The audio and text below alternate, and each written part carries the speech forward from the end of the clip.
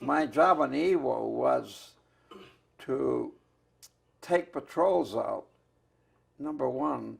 Well, that wasn't a number one. That was an incidental job.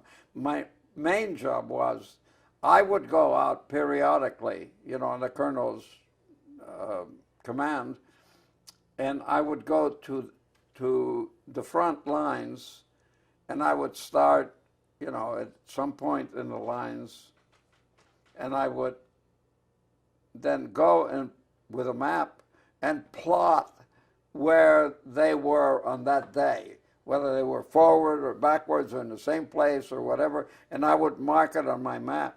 Then I would come back and I would confer with Colonel Wernham. His headquarters was a 16-inch. It was a hole made by a 16-inch battleship shell, you know, that had been fired there and had made this enormous hole. And he was down in the bottom of the hole with his telephones and all that. That was it. He was a marvelous man. And I would come back, and then we would sit down, and he would have his map. He had a map on a big board with a, you know, a cover on it, clear cover, and he would have a pencil, and then he would say, "All right, Sergeant, where is so-and-so, where is so-and-so, and so forth." And we would go down the line, and I would tell him where the troops were and give him an idea of the terrain and all that. And then, other than that, I had 2 machine guns protecting his headquarters, my 2 machine guns, because I had been a machine gunner, and they gave me these things with two squads. And I would sometimes would go out on reconnaissance with my guys, like, for example, if a sniper was reported to have fired on somebody, because there were these guys hid in holes behind, and we passed them, and then they shoot at you from behind. And they would send us out to find out if there was a sniper there, and then I could call in, you know, an attack group to help knock out the sniper or whatever, you know. It was, you know, it wasn't exacting. It wasn't just like, this is what you do. You did what was necessary in these situations. The war is confusing. It's a confused situation, as anybody that has been there knows. And you just try to sort this out.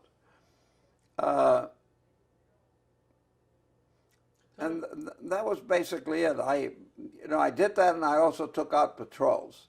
Like, for example, there was a force, Japanese force, was reported to be on a hill somewhere that was not, you know, it might be behind the lines, it might be on a flank or something, and that some lieutenant would come up with, you know, 10 men or whatever, and then I would be his scout, his guide, and I would take these guys out, and we would do that.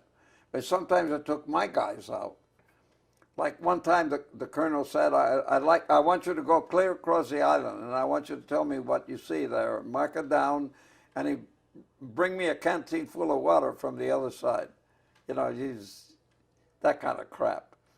And then I went out, and I saw this very tall young guy. He must have been about 20 years old, I guess, about the same age I was. And he had some guys, and I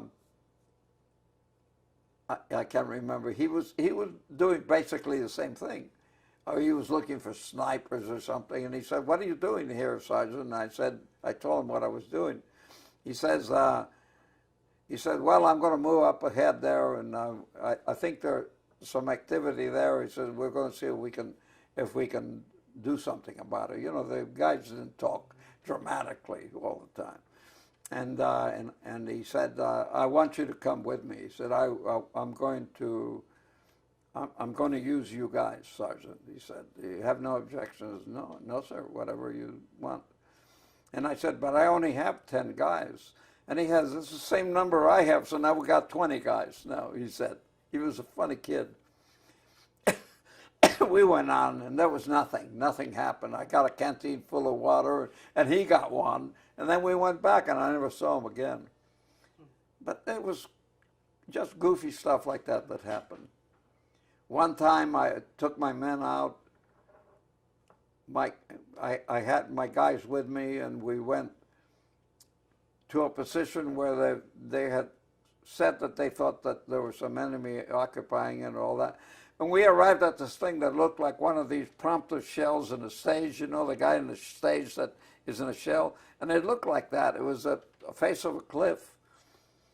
And we were walking along this little narrow, is like a ditch. And I said, you guys get behind me, you know, and we were walking along. We were worried about mines. And all of a sudden, this little Japanese guy pops up, and he had a hand grenade, and he started hitting his helmet, and he threw it at us. And I yelled, hit the. I could have been heroic and jump on a hand grenade, but I yelled, hit the deck. And we all hit the deck, and we lay there for a while, and nothing happened. It was a dud. And I looked around, and I can't remember which way it was, but I think my helmet had been against the grenade, and the guy, Nose Marshall was his name. He was a corporal, my second in command. And Nose was hunched over the hand grenade, or it was the other way around. I can't remember anymore which of us it was. And one of us said to the other, you know, feel your crotch, see if you got everything still there, you know. And we were laughing about the fact. And then all of a sudden, the little guy jumped up again, and he had two hand grenades this time. And he begins frantically hitting his helmet. That's how they ignited the grenades. And he threw them at us. And he said, and Marshall, who was more determined than I was, I guess, said, the next time that bastard jumps up, we'll nail him. And then he looked at me, you know, because I was the leader, you know. And he had a funny, he reminded me of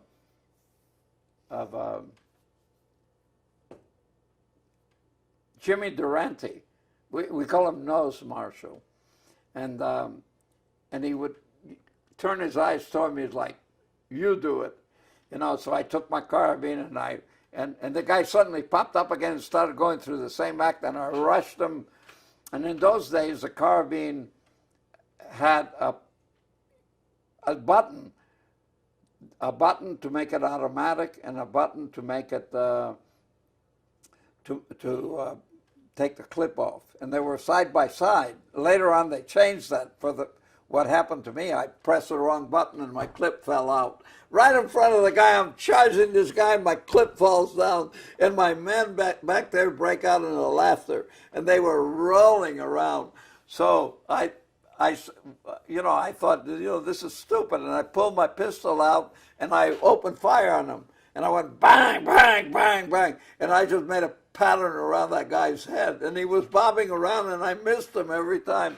And those guys were just dying back there. They were laughing so hard, and I felt like a goddamn fool, you know. So I'm trying to pick up my clip, and I'm trying to get my carbine, I'm trying to put my pistol back down, and the little bastard is doing this with the helmet, and he throws the hand grenades at us. They didn't go off either. He was as screwed up as I was. That was my most embarrassing war experience. And my guys never let me forget it, you know. They say, hey there, the big warrior and all that kind of stuff. I want to punch you guys out if you say that again. So we all make mistakes. But anyway, you know, he finally, with all that shooting and all that, I discouraged him.